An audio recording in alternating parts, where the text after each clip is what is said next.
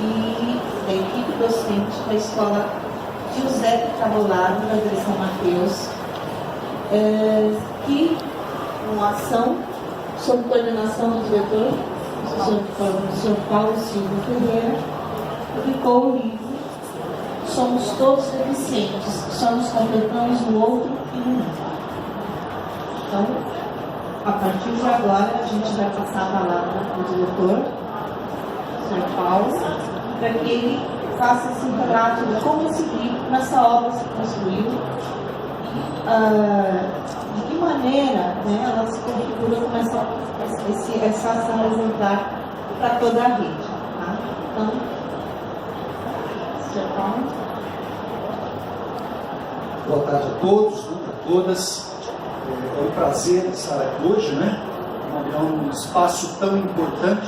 Agradecer imensamente à Secretaria Municipal de Educação pelo convite, a nossa diretoria regional lá de São Mateus, né? Não sei se o pessoal conhece São Mateus, nós estamos lá em São Mateus.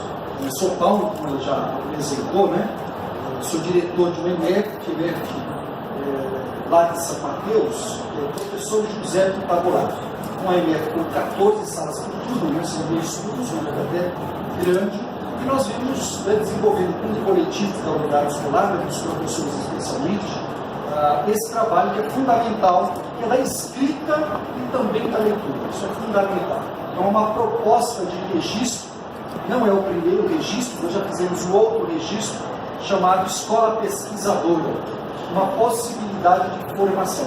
Nós acreditamos que a pesquisa, né, ela pode propiciar no processo a formação. Então esse é o segundo, só que esse tem uma característica diferente. Mas antes da gente entrar, porque essa é uma obra coletiva, em geral, eu acabo aparecendo, mas na verdade eu só fui um organizador. Né? Na verdade eu sou pai do Rafael, inclusive que completa esse ano 13 anos. O Rafael nasceu com uma deficiência, né? Uma deficiência intelectual, e também ocasiona deficiência motora. E isso, como a gente sempre diz, você não espera. Né? A gestação da minha esposa, que inclusive também é da rede que está aqui, foi chamada de perfeita, né? Mas a vida nos prega algumas surpresas e que traz nessas surpresas possibilidades. Esse livro só talvez esteja pronto por conta do Rafael Sim, né? Que hoje está na escola pública enfrentando os desafios como qualquer outra criança, com ou sem deficiência. Então, o mais importante para mim é que essa é uma obra coletiva, né? Escrita por 15, 16 educadores da rede, né? Que tem deficiência ou que tenha um filho com deficiência, um irmão com deficiência, e 5 relatos de pais que têm, né, os seus filhos matriculados na nossa rede municipal. Então são 21 relatos que colocam para a gente esse desafio da inclusão. Então vamos passar aqui, porque aí a gente vai compreender o porquê até do livro a partir dos... Só um pouquinho, né? Subindo um pouquinho. Então nós temos a história, subindo do Alex, né? Também é um dos escritores, a gente vai passar rapidamente, até por conta do tempo. A Sâmia, também é professora. A Ana Karine, também professora. Ivone, que é mãe. A Ana, a Patrícia, a Bernadette, que é minha esposa, o Rafaelzinho, a Sueli. A Sueli está aqui para vocês verem, como eu disse, né, ele permanece aqui, mas não mais em corpo, né? 1 ano e 4 meses ele veio a falecer, ela é coordenadora pedagógica da rede, e para ela foi uma superação do espírito, porque até então havia uma dificuldade muito grande de tocar no assunto, né? E o livro, ela possibilitou a gente conhecer um pouco dessa história, que vem nessa questão da deficiência, porque na verdade tanto ela quanto o marido tem uma mudança né, na formação genética deles. Então, essa é a ideia de nós, mesmo aparentemente sendo perfeitos, possuímos também nós alguma diferença, alguma deficiência. A Vanilza e seu filho, a Fátima Matos, também professora, a Eliana, coordenadora pedagógica, irmã, a Elisângela e seu filhotinho, pode passar que vocês são vídeos, o Rafael, que é diretor de escola, a Rosane, que foi diretora, já está aposentada e supervisora escolar, A Claziane, que também é assistente de direção. A Roseli está aqui com a gente, sala de informática. A Rejane, que está aqui com a gente. E esse menino, que é o nosso escritor maior, né? Que adora dar autógrafo, não é isso? Se apresenta aqui, vem cá. Vem cá. Fala para o público aí. Oi, gente! Oi! Meu nome é Henrique! Meu nome é Henrique! É nosso autor, a sua história é sua. Meu nome é Henrique! Olá. Você é Henrique? Eu sou Sara! E o Henrique, no lançamento, né, foi o principal na nossa festa, né? Parabéns. E a mãe está ali, também trabalha na DRE de São Mateus. A Valquíria, que está aqui, cadê a Val, né? Com a sua filha, Vanessa. As duas escreveram, porque a Valquíria escreveu um texto, mas a Vanessa, como filha, né, deficiência dela auditiva, ela questionou a mãe. Então, uma coisa é você ser mãe, e outra coisa é a própria deficiente falar sobre ela. Depois que ela leu o texto, ela falou: ah, não, mãe, você contou a metade da história. Agora eu vou contar a minha, que se escreveu também, que acabamos por. O Wilson, que não pôde estar aqui, também é da nossa rede, e acompanha, inclusive, os trabalhos da diretoria. Pode passar.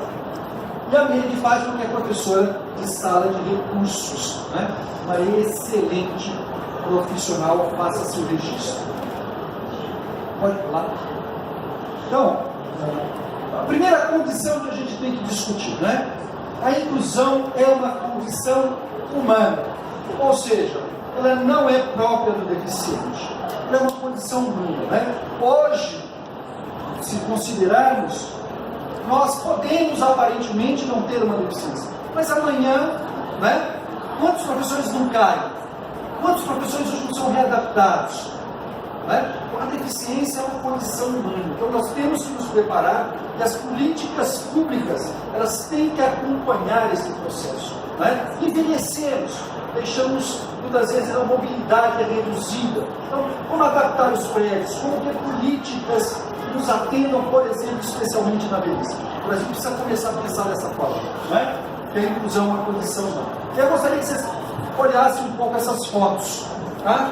Pensar um pouquinho nessas fotos aqui. Pode ser? Você pode passar?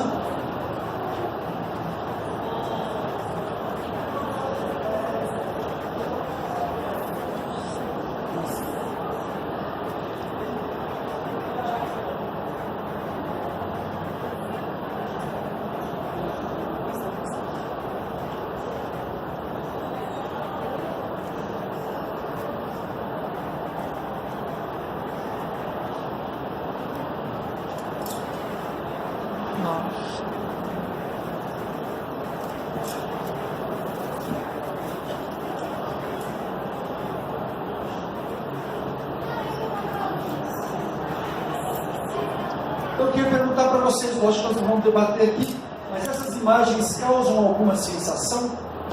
Causam algum desconforto? Causam alguma identificação? Está longe de nós enquanto sociedade, ou não? Está longe? Está longe da escola? Quantos pais nós recebemos que são diferentes? Porque a ideia lá da deficiência, que nós estamos discutindo aqui, somos todos deficientes, mas na perspectiva da diferença. Somos diferentes, né? Alguém, se fosse empresário, contrataria um daqueles que estão na foto, namorariam, casariam, mas tem gente casando, tem gente namorando, tem gente contratando. Então, a principal característica é a diferença. Nós somos diferentes. A deficiência é uma diferença, né? Só para a gente retomar aquela foto, são todos jovens, deu para perceber aí, né? Podia ser parente, um primo, um tio, um filho, né? Certo? Então, será que não podem ser até os nossos alunos, dentro daquela condição, dentro daquela perspectiva? Será que nós os aceitaríamos? Estamos aceitando? Mas também uma outra pergunta: será que eles nos aceitariam? O que uma pessoa com deficiente pensa de mim? Eu pergunto todo dia isso, né? O que o meu filho, Rafael, pensa de mim, pensa da mãe dele? E ele, infelizmente, não consegue responder. Mas será que passa na cabeça dele bem em relação ao que eu penso dele? Porque o Rafael é feliz. Porque muitas pessoas perguntam para a gente fazer esse questionamento, né? Como se a gente se angustiasse por conta da deficiência. Não, eu vivo com ele com a diferença dele. Mas será que eu sou diferente da minha esposa? Como é que ele enxerga a mim e como é que ele enxerga ela? Né? Então, a gente precisa começar a pensar. Não é pensar sobre o outro deficiente, mas como é que ele pensa, inclusive, sobre o que ele pensa, o que ele vai tirar para pensar. Você pode subir? E aqui, dá para ver essas fotos aqui? Está mais tranquilo? Pode subir. E aqui, está fácil? Essa é uma professora.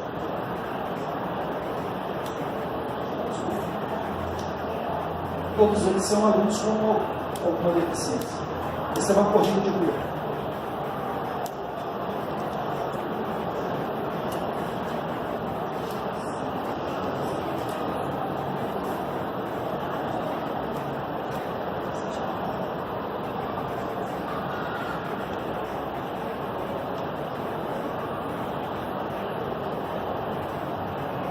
E essas imagens causam alguma sensação? Diferente da outra? Ou não? Causam algum desconforto? Causam alguma identificação? Está longe de nós? Está longe da escola? O professor se reconhece como professor naquelas imagens, naquela condição? Esse é o papel do professor, esse acolhimento? Então são questões que nos colocam. Por que a gente está dizendo isso? Porque há pouco tempo atrás, essa segunda imagem também era estranha à escola. Há pouco tempo atrás, nós não tínhamos a quantidade de alunos com deficiência inclusive. Nós não tínhamos ABE, nós não tínhamos estagiárias, nós não tínhamos CEPAI, nós não tínhamos mobiliário. Isso há pouco tempo atrás. Então está na mesma condição. O que é isso? Nós ainda tínhamos a questão do estranhamento. Um programa muito importante, que eles estão chamando de programa Saúde da Família, que muitas vezes iam até a residência para discutir a saúde e encontravam ali deficientes que nem estavam frequentando a escola. Porque os pais tinham muitas vezes medo, vergonha dessa exposição, tanto do filho, não é? Quanto da própria família. Então é importante que, tanto na primeira imagem quanto na segunda imagem, a gente quebra essa relação do estranhamento. E é nessa perspectiva que vem o livro. As pessoas precisam falar sobre. É meu filho, é meu irmão, é minha mãe. Depois do livro, várias pessoas, professores meus, chegaram: Paulo, eu tenho minha irmã que é deficiente. Há 10 anos trabalhando junto, eu não sabia. Será que vai ter uma segunda edição que eu possa escrever sobre ela? É muito interessante. Nós não podemos tratar a deficiência como algo que deva ser colocado em alguma caixinha, em algum espaço. Né? O espaço é aqui e é agora. É na escola, é no hospital, não é? É no público, é no parque, é no hotel. E são os hotéis, por exemplo, lá no prefeitura, a gente está discutindo isso. São eles que devem se ajustar. Mudar a sua arquitetura, mudar a sua acessibilidade, orientar seus funcionários, não deixar que meu filho, minha esposa, quem quer que seja, passe a ficar somente em casa, porque nós não temos condições acessíveis. Né? Você pode subir, a gente já vai avançando. Então, muitas vezes, o outro diferente de nós nos assusta. Nós gostamos de ver o outro que eu vejo no espelho, o outro perfeito. E muitas vezes a imperfeição, ela nos assusta. Ela nos desequilibra. E aí vem o que? O preconceito. Que é um desequilíbrio. Não é? A gente fala do Brasil, mas quando a gente vê um africano, de fato, não é? Como é que a gente sente? Não é só uma questão da deficiência, é uma questão da diferença.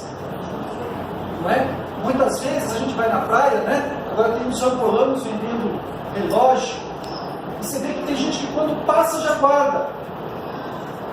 Porque muitas vezes não é aquela imagem para você diferente. E há um estereótipo, né? Há um estereótipo de que a pessoa com deficiente não é feliz. Por que está escrito isso? A pessoa pode ter uma vida plena com a sua deficiência, com a sua diferença. Né? Então, diante disso, a necessidade da gente conhecer. E para conhecer, a gente precisa externar, através de publicações, através de conversa, através desse espaço que nós estamos fazendo aqui agora. Pode subir?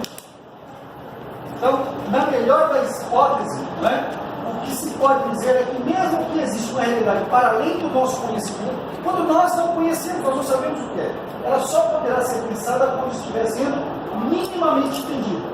E nesse sentido já não está para além do nosso entendimento. Então isso tem um papel fundamental. É preciso conhecer. Não é possível mais não reconhecê-los. Inclusive porque nós temos vários professores readaptados na condição de alguma deficiência. Então muitas vezes é um desrespeito com o próprio professor readaptado, o colocando em ambientes separados. Falamos da inclusão, mesmo o nosso profissional é colocado. Você quer ver na legislação? A legislação diz que não pontuará no pé. Por que ele não pode pontuar no pé? Isso é uma discriminação com o readaptado. Ele pode estar afastado da sua função principal, que é a sala de aula. Mas por que ele não pode contribuir lá no pé? Hoje ele não é pontuado. Isso é uma forma, nós temos que alterar essa legislação. Não é possível essa concepção. E nós continuamos perpetuando, que talvez seja esse um grande debate que a gente precisa avançar. Pode subir um pouquinho? Então, por que essa realidade provoca tanto a deficiência provoca? Porque ela muda nosso paradigma. Ou seja, ela muda dentro da escola o que nós ensinamos, ela muda o como ensinamos, e ela muda para quem se ensina. Quando a gente vê lá as crianças escorregando, muitas vezes eu, como gestor, eu preciso contratar os brinquedos e pagar um adicional. É isso, custa dinheiro. Custa dinheiro. Por quê? Porque vem uma pessoa para acolher aquele menino, para subir com ele até a base do escorregador. Então isso gera um desequilíbrio, gera um gasto maior e que nós temos que saber que é sim possível. Eu falo até outro dia, estava conversando com a secretaria, meu filho usa 2 pares de tênis, porque ele usa uma botinha. Então o número é 36 e o outro número é 38. Eu compro 2 tênis de cada vez. Que é o All-Star, custa 150 e 150. Então, qualquer cidadão comprar esse por 150 tênis, eu tenho que comprar por 300, eu compro 2. Só que quando a prefeitura me fornece o tênis gratuitamente para a escola pública, ela só fornece um. E terça-feira eu vou falar com o secretário, estarei lá, que foi um convite do curso, e eu vou dizer para ele, eu quero receber 2 tênis, porque é um direito dele. Então, é isso que nós precisamos mudar. A política pública precisa atender, não é, Valquíria? A Valquíria, quando a filha dela, há anos atrás, ela me disse, Paulo, ele escreve isso no livro, o preço do aparelho auditivo era um carro novo. Ela falou, eu fiz vaquinha, porque senão ela não teria o direito. Hoje ela é professora da rede municipal. Parabéns. E ela disse, Gustavo, carro, tive que fazer vaquinha, tive que pedir. Isso não podemos mais. É um custo que a política pública precisa assimilar. Os governos precisam ter. Senão nós não avançamos. Pode subir para a gente no final. Então, a educação pressupõe outros espaços, especialmente para nós educadores, uma outra escola. Né? E aí é preciso o quê? Um processo de formação contínua de qualidade. Não há ninguém, e aí eu falo por mim, nós não nascemos preparados para receber um filho de inclusão. Eu tenho uma condição financeira favorável, o supervisor escolar tem uma condição financeira também favorável, né? Fazemos outras atividades. Então, mas é aquele que não tem. Né? Então, assim, o processo de inclusão ele se dá fundamentalmente nos espaços públicos, especialmente na escola. Então, é fundamental que esse profissional tenha um processo contínuo, porque a família também não está preparada. A família recebe a criança, não é? Porque todos falam que venha com saúde, que venha com saúde. E se não vier com saúde, ele também é assim. E aí a parceria da educação logo na idade, né? Lá do SEI, até lá no ensino médio, né? Universitário, é preciso que essa formação para os profissionais não pare. Né? Não se centralize somente no professor, mas no conjunto dos seus profissionais. A gente já no final pode ir. Então a gente deve eliminar o quê? O medo, né? O medo de lidar, o medo de tocar. Porque muitas vezes, outro dia eu estava descendo na escola, e nós temos um cadeirante. E os meninos estavam segurando ela do intervalo, seguravam a mão do outro e rodavam, né? Aquela brincadeira de rodar e soltava. Eles pegaram a cadeirinha de roda dele e girou por trás. E soltou a cadeira. O menino voou. Aí eu por coincidência, eu estava descendo. Aquilo tomou de mim o medo. Olha que eu tenho um filho. Eu falei, ele vai se arrebentar. A hora que eu chego, ele estava rindo no chão. Todo estatelado no chão. Ele é cadeirante. E ele estava rindo. Eu falei, meu, que coisa maluca. Então, nós precisamos eliminar o medo de falar, de tocar, de encostar. Não é? Tem crianças que convulsionam na escola. A gente tem medo de tocar. Eu também tinha. Depois que meu filho convulsionou 50 vezes no dia, 50 vezes.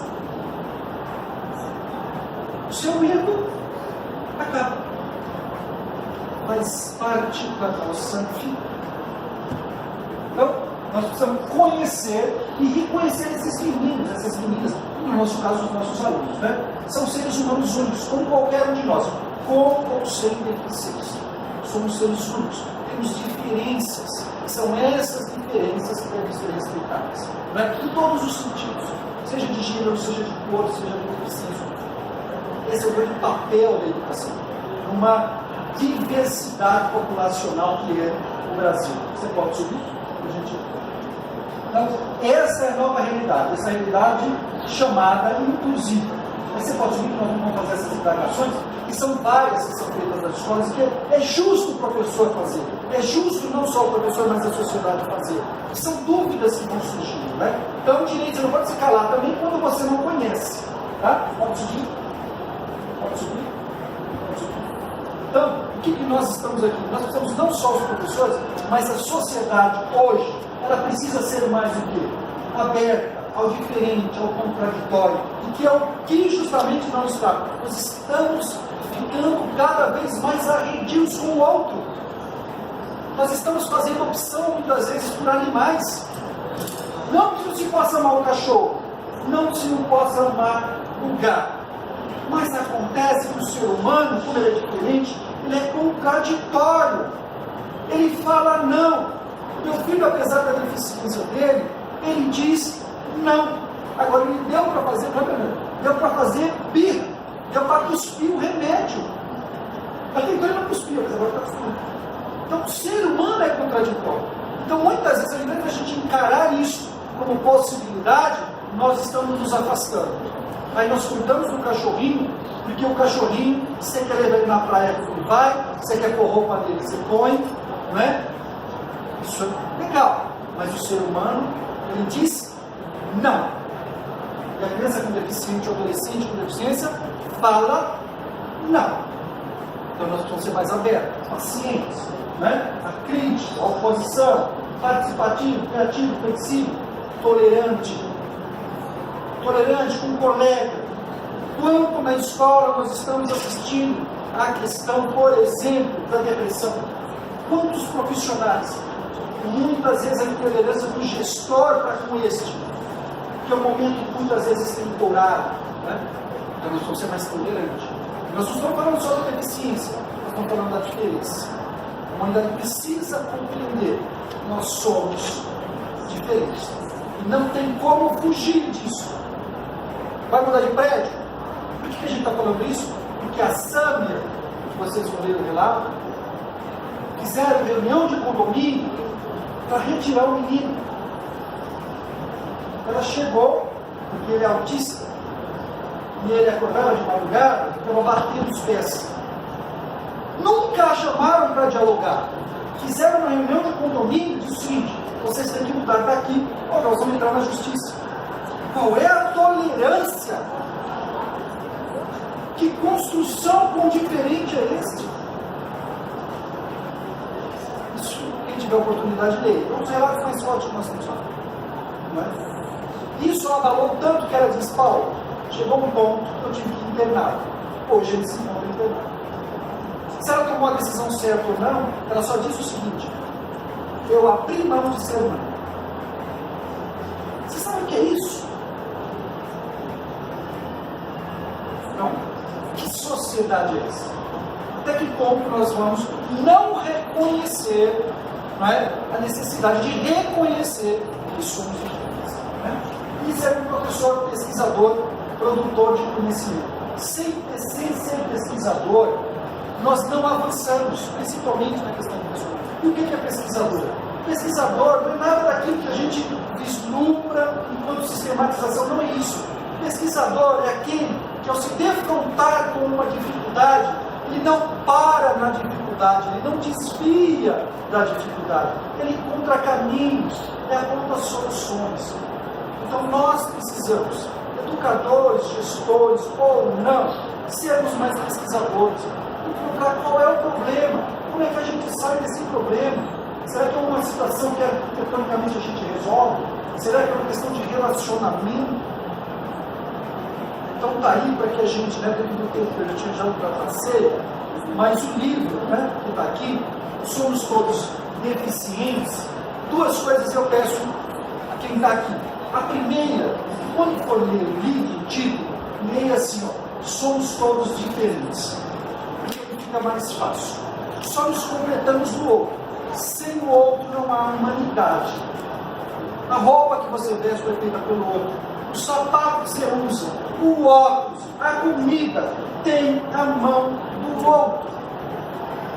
Sem o outro nós não nos completamos. Verdade. Sem o mundo também não nos completamos. Porque muitas vezes o que falta é um óculos, não é, Valquíria?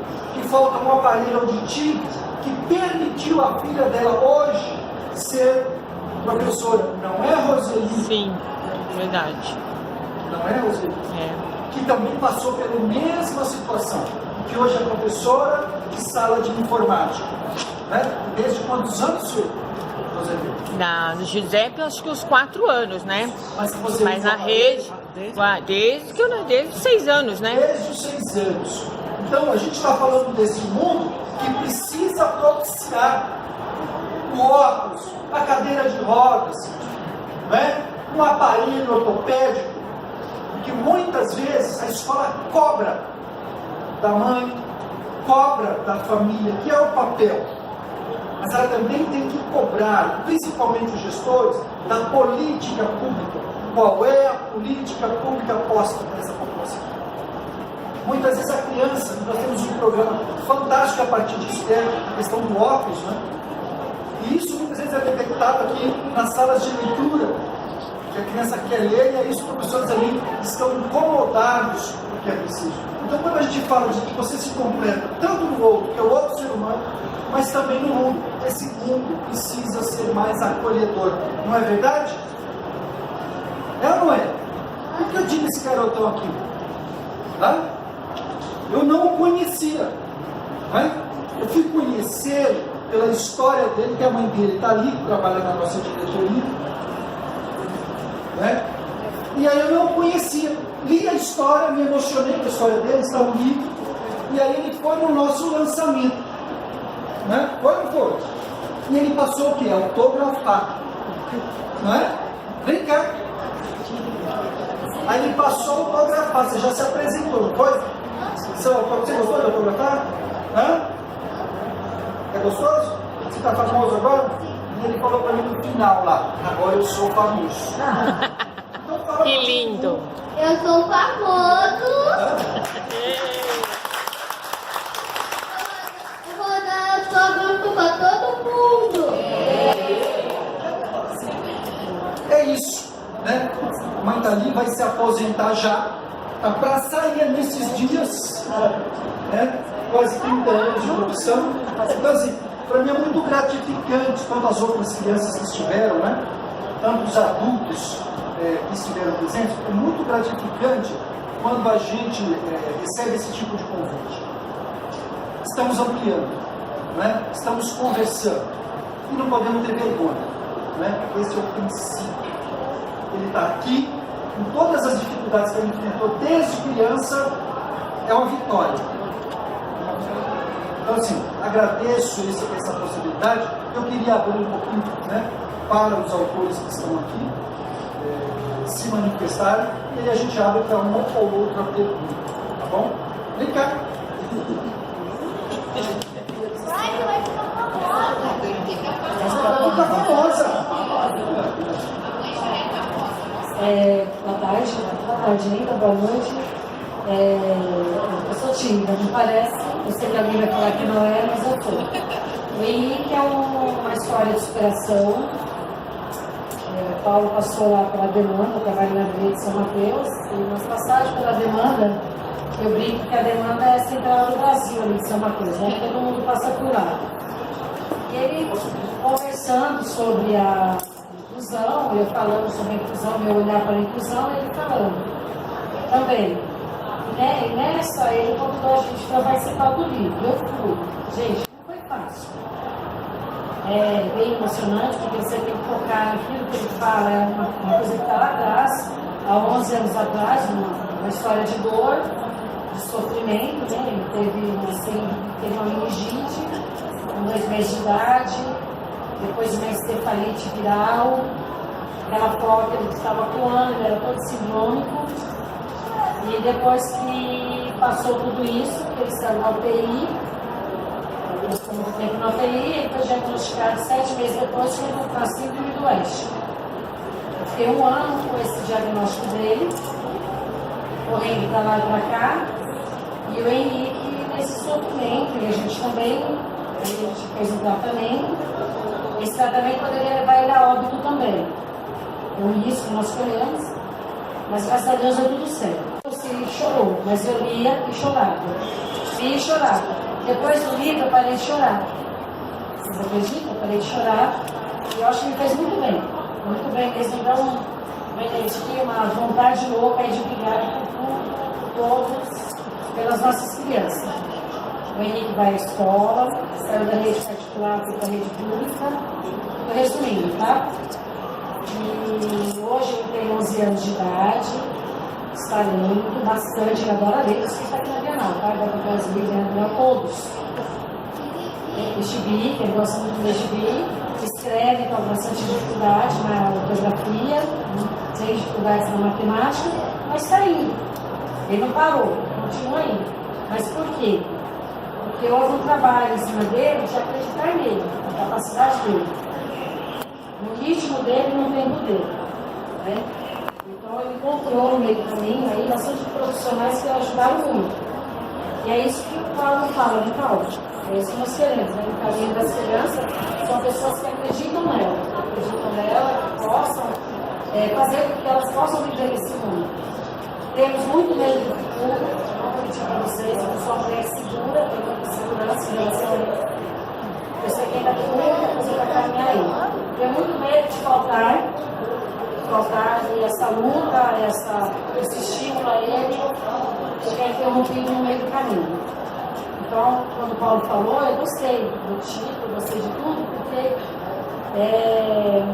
como eu posso falar? É a gente fazer o outro enxergar. E eu sei que através do livro, algumas pessoas que eu conheço que leram o livro, elas mudaram um pouquinho o olhar, sim. Eu vou dar um exemplo rápido. Eu tenho um cunhado, que é o padrinho dele, apaixonado por ele, mas acho que ele tinha chegado na dimensão das coisas. E depois, na noite de outono, ele tem uma ONG, ele está ajudando um monte de criança aí. Esse dia estava com um monte de criança que tem síndrome de Down, e ele está empolgadíssimo. O olhar dele mudou assim. Hoje ele não enxerga só Henrique, ele enxerga todos. E eu acho que isso aí que é importante. Tá bom? Eu sou envergonhada.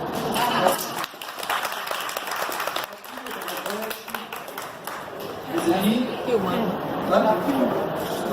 Não? Fala uma coisinha. Você já escreveu, mas vai falar. É assim, ó. Eu estava na direção de uma escola e chegou uma professora hiper assustada. Por quê? Porque a escola estava numa região assim, desprivilegiada, lá de São Mateus, né? Bem periferia. Lugar feio. E hoje estava lá e tinha maior carinho pela comunidade. Aí chega uma professora morrendo de medo, chorando para mim, ingressando na prefeitura, ó, eu também não falava, ela recebeu. Ela falou assim, ai meu Deus, eu estou chorando porque eu estou com medo, porque eu estou nesse lugar tão feio, não é? E eu sou deficiente auditiva, eu estou com medo de dar aula, eu estou com medo da situação. Aí eu falei, então você veio parar no lugar certo, porque a minha filha está fazendo magistério e eu tenho esperança que um dia ela também vai ingressar na prefeitura como professora, mesmo sendo deficiente auditiva. E ela já tinha passado por uma discriminação muito triste no magistério, que vocês vão ler lá no relato, né, no livro. Eu conto a minha versão e depois ela conta a versão dela. Então foi muito legal. Como tem a história do Paulo e da B, né, que é a mesma história em versões diferentes. Então é muito, muito, muito bom ler esse livro. Leiam. Vocês serão privilegiados de passar por essa leitura. Tá?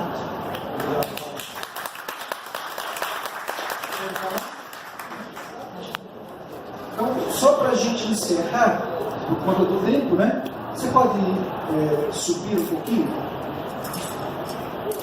Acho que descer, acho que já passou. Não sei se vai passar o vídeo. Desce.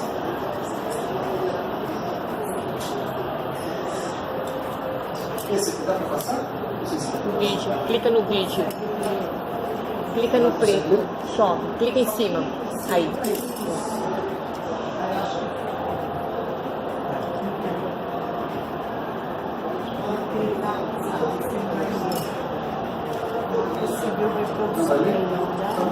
Na verdade, o que é o vídeo aqui? Nós temos uma essa da Elisângela, só um pouquinho da Elisângela.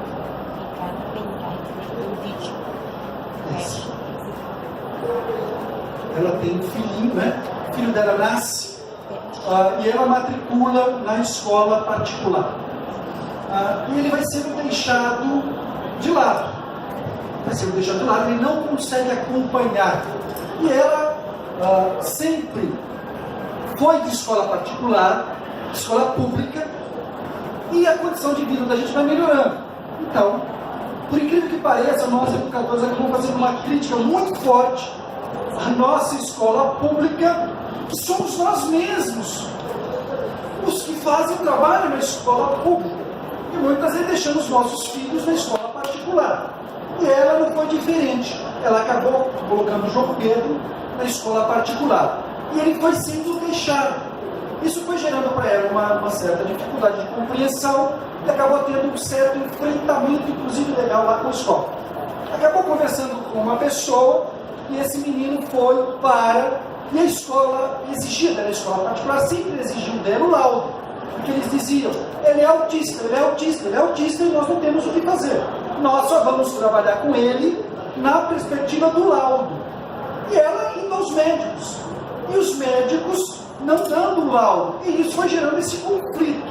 Até que de tanto ela insistir com os médicos, um deles resolveu colocar que era autista. Para que isso favorecesse o trabalho da escola. Como se o laudo fizesse plena diferença.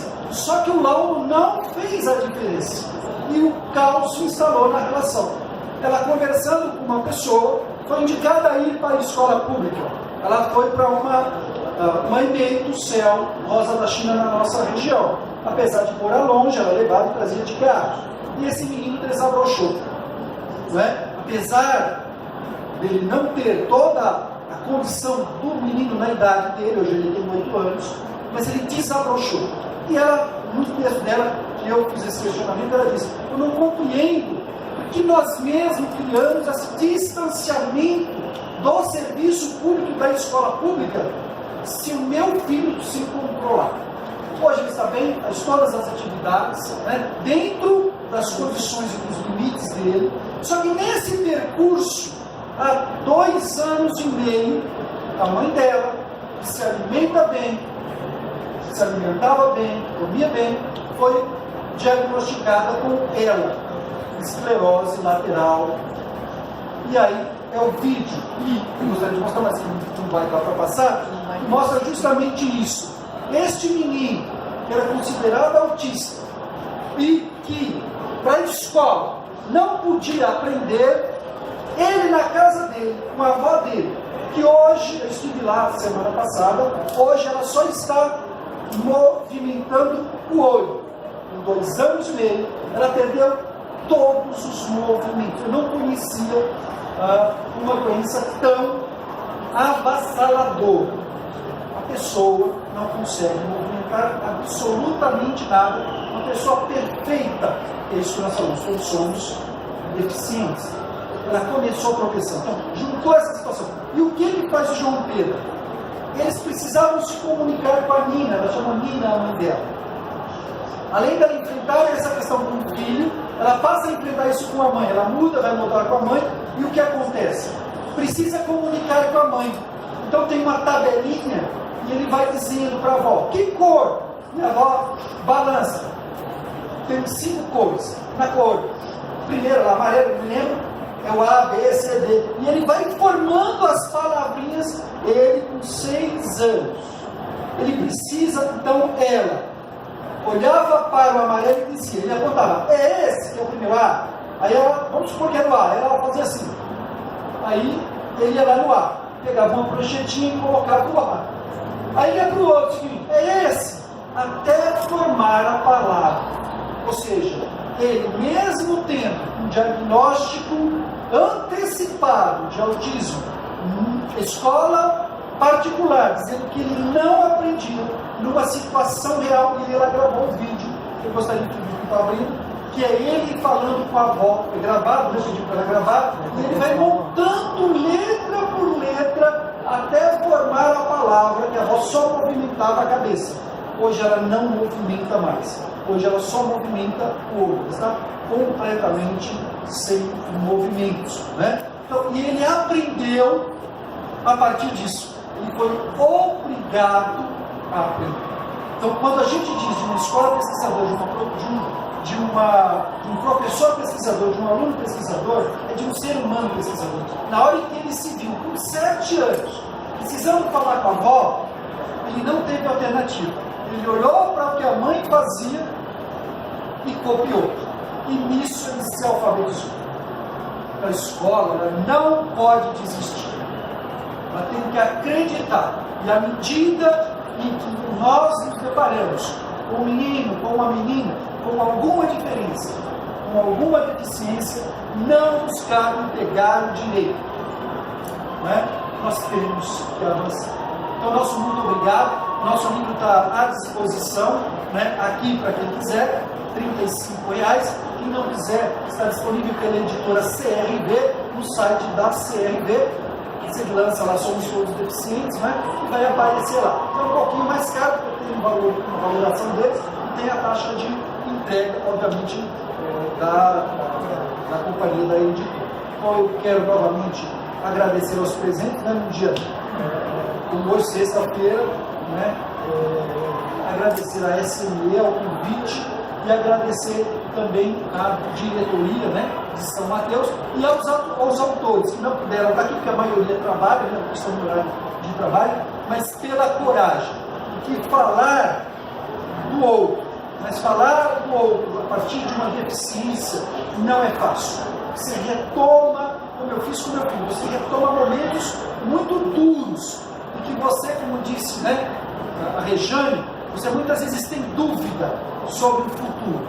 Né? Muita gente pergunta, você tem medo de morrer? Que é uma pergunta para quem tem, muitas vezes o pai, né? A gente recebe essa pergunta, você tem medo de morrer? Eu até tinha, eu falo assim para minha esposa, hoje eu não tenho mais medo de morrer. Né? Porque isso faz parte da vida de qualquer um. O meu medo hoje é da ignorância, né? Esta sim me deixa nervoso. Então, nosso papel é fazer com que nós sejamos menos ignorantes. Né? A ignorância cega.